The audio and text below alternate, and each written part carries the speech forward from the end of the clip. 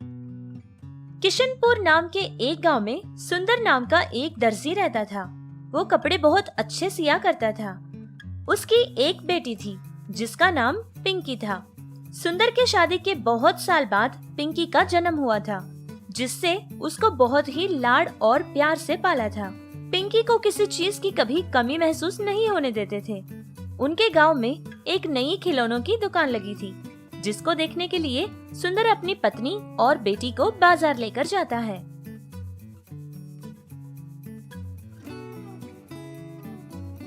पापा, मेरे लिए खिलौने खरीदने के लिए आए हैं क्या? हाँ मेरी बच्ची, तुम्हारा जन्मदिन आने वाला है ना। तुम्हें क्या चाहिए बेटी? मुझे तो सब चाहिए। बेटी, आपको जो चाहिए होगा ना, वो सब खरीदेंगे आपके पापा। देखो भाई, लड़कियां जिन खिलौनों से बहुत प्यार करती हैं ना, वैसे वाले खिलौने बताओ। ये देखिए सर, बारबी टॉय सेट। पापा, मुझे ये खिलौना चाहिए। ये कितने का है भाई साहब? बहुत कम का है जी, बस 2000 रुपये। 2000 रुपये? ये देखिए सर जी, किचन सेट। ये लड़कियों को बहुत अच्छा लगता है। सारे अच्छे अच्छे पकवान बनाकर खिलाएगी आपकी बेटी। पापा पापा, मुझे ये भी चाहिए। और ये कितने का है? बहुत ही कम का है सर जी, सिर्फ 1800 रुपये है। और भी अच्छे अच्छे खिलौने हैं हमारे पास, अभी बताता हूँ।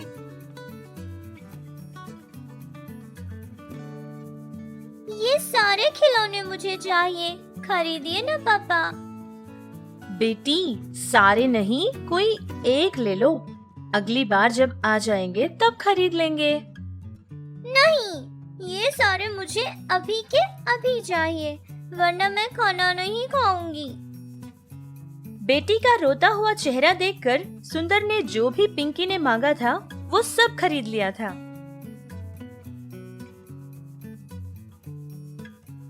ये आप क्या कर रहे हैं? आप उसको बेहद लाड दे रहे हैं, जिससे वो बिगड़ रही है। जो कुछ भी वो मांगती है आप सब कर देते हैं। ये सब करने की क्या जरूरत है? आज आपने 8000 रुपयों के उसके लिए खिलौने खरीदे। उतने पैसों में तो हमारे घर के खाने का सामान 2 महीनों का आ जाता था। लाड क्यों? इसे प्यार भी तो कह सकती हूँ ना। और वैसे भी इतना कुछ मैं मेरी बच्ची के लिए ही तो करता हूँ ना। अब वो 6 साल की है, लेकिन आप तो जो वो कहती है बस वही करते हो। जब वो बड़ी हो जाएगी तो क्या होगा? पिंकी को हमें ये समझाना होगा कि कितनी मेहनत करने के बाद आप इतना पैसा कमाते हो, वरना उसके साथ जो कुछ भी बुरा होगा तो सिर्फ उसके जिम्मेदार हम होंगे। अरे तुम इतना मत सोचो, हमारी बेटी बिल्कुल सोना है, सोना। अभी से उसको ये दुख सुख समझाने की कोई जरूरत नहीं है। मुझे जो कहना था मैंने कह दिया, अब आगे आपकी मर्जी। पत्नी की बातों को हमेशा ही सुंदर सुनकर भी नजरअंदाज कर दिया करता था। देखते ही देखते 18 साल गुजर गए थे। पिंकी पापा की लाडली थी, जिससे सुंदर उसे घर का कोई भी काम नहीं करवाता था। सुंदर कई सालों से कपड़े सीने का काम ही करता था। उससे उसके पैरों की नसों में कुछ खराबी पैदा हो गई थी। सुंदर का चलना फिरना भी मुश्किल हो गया था। डॉक्टर्स ने भी ये कहा था कि अब सुंदर और काम नहीं कर सकता। सुंदर ने अपना दुकान बेच दिया था। अचानक ही सुंदर के घर का माहौल ही बदल गया था। जितने पैसे दुकान बेचने पर उसे मिले थे, वो सारे के सारे पैसे वो बैंक में जमा कर देता है, और जितने पैसे उसने जमा किए थे उन्हीं पैसों में से निकालकर घर का पोषण करते थे।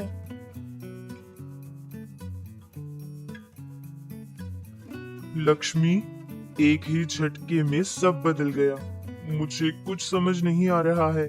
जितने पैसे दुकान बेचने पर मिले थे, उन पैसों से हमारी बेटी की शादी करवानी है। फिर उसके बाद जैसे तैसे करके हमारे जीने का कोई सहारा ढूंढ लेंगे। आप जो कह रहे हो वो बिल्कुल ठीक है, लेकिन पिंकी से अभी कौन शादी करेगा? हमेशा से मैं कहती रहती थी कि इतना लाड देना ठीक नहीं होगा, ये बहुत गलत है, लेकिन आप थे कि मेरी मानते ही नहीं थे। अब देखिए, उसको घर का कोई काम करना नहीं आता। हाँ लक्ष्मी, मुझे उस दिन तुम्हारी बात मान लेनी चाहिए थी। मैंने बहुत गलत किया। फिर पिंकी के लिए लड़के ढूंढना शुरू कर देते हैं। सारे के सारे लोग उससे शादी करने के लिए मना कर देते थे, क्योंकि उसको घर का कोई भी काम करना नहीं आता था। लेकिन एक परिवार पिंकी से शादी करने के लिए खुद आगे बढ़कर आए थे और वो लोग पिंकी के बारे में सब कुछ जानते थे। वो लड़का हर दिन पिंकी को, जब पिंकी कॉलेज जाया करती थी, बीच सड़क में देखा करता था। ऐसे ही हर रोज देखा करता था। फिर पिंकी से वो प्यार करने लगा। उस लड़के की उसी सड़क पर एक नाश्ते की छोटी सी दुकान रहती थी। पिंकी के घर वालों को उन लोगों ने ये भी कहा था कि वो लोग दहेज में बिल्कुल कुछ भी नहीं लेंगे। सुंदर को ये रिश्ता बिल्कुल पसंद नहीं था, लेकिन वो लोग पिंकी के बारे में जानने के बाद भी उससे शादी करने के लिए खुद राजी हो गए थे। इसका मतलब वो लोग पिंकी को कभी कुछ नहीं कहेंगे और उसका पूरा ख्याल रखेंगे। इस तरह सुंदर ने भी अपनी बेटी की शादी उस लड़के से करने के लिए हाँ कह दी थी। फिर पिंकी की शादी हो गई और वो अपने ससुराल चली गई थी।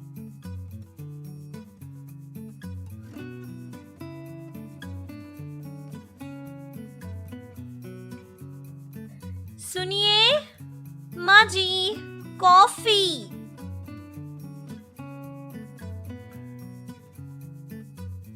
हाँ बेटी, ये रही तुम्हारी कॉफी। थैंक्स माँ जी।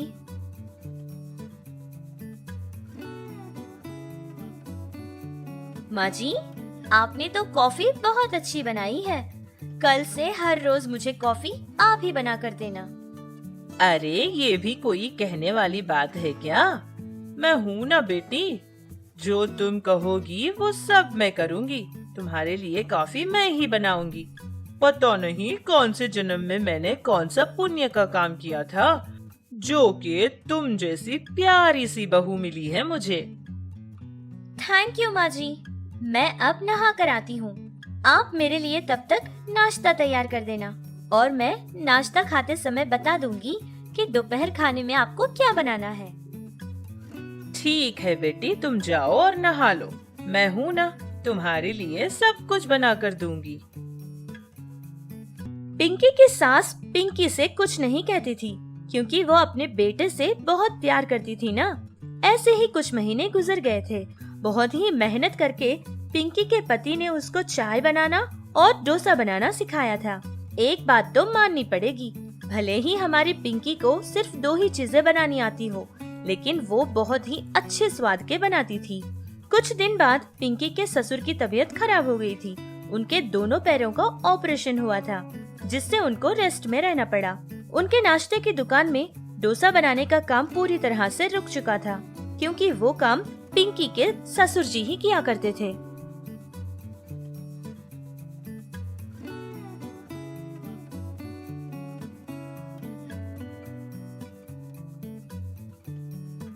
सुनिए, क्या हुआ? आप ऐसे क्यों बैठे हो? वो बात यह है कि हाँ, 1 मिनट। पहले आप हम दोनों के लिए कॉफी बना कर लाइए, फिर हम दोनों कॉफी पीकर आराम से बैठकर बातें करेंगे।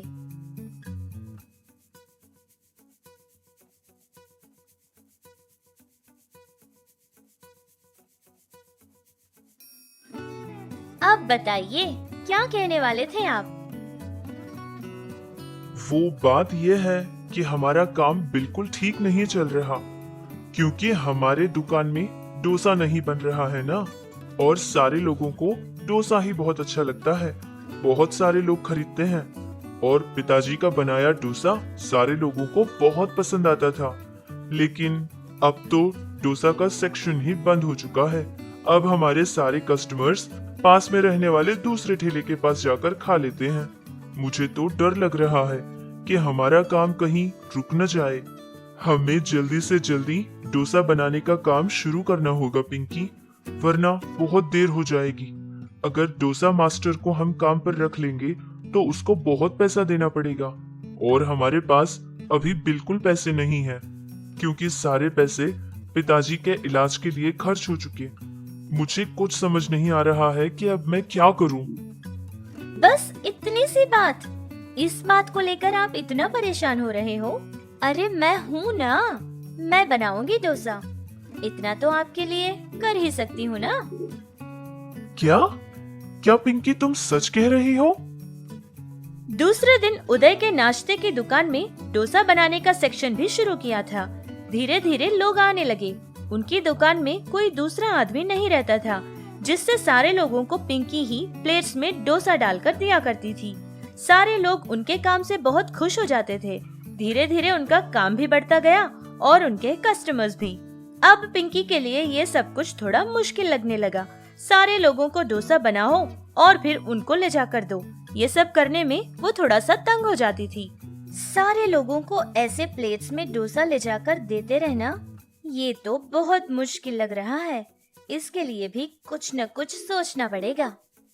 जो भी हो, लेकिन इस बार भी पिंकी ने एक बहुत आसान तरीका ढूंढ लिया था। उसने सारे लोगों से ये कह दिया था कि सारे लोग अपनी अपनी जगहों पर अपनी अपनी प्लेट लेकर बैठ जाएं, और वो जहाँ बैठकर डोसा बना रही थी वहीं से उन डोसा को हवा में उड़ाती गई। वो डोसा सीधा जाकर कस्टमर्स के प्लेट में गिरते गए। एक भी डोसा नीचे नहीं गिरता था। वो अपने काम में बहुत माहिर थी। ये तरीका भी लोगों को बहुत अच्छा लगने लगा। सारे लोग उन्हीं की नाश्ते की दुकान पर आया करते थे। अरे पिंकी बिटिया, एक मसाला डोसा दे देना। जी चाचा जी, आ रहा है आपका मसाला डोसा।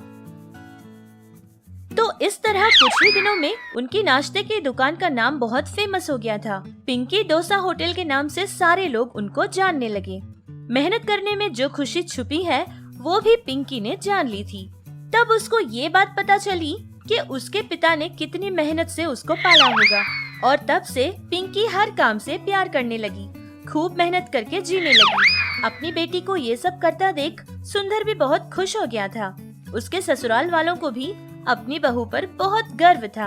हर इंसान के जिंदगी में कभी न कभी ऐसा मौका जरूर आता है जब उसको खूब मेहनत करने की जरूरत पड़ती है। इसीलिए अपने बच्चों को लाड और प्यार देने के साथ साथ मेहनत और काम करने की समझ भी देनी चाहिए। वो उनके भविष्य में जरूर काम आएगा।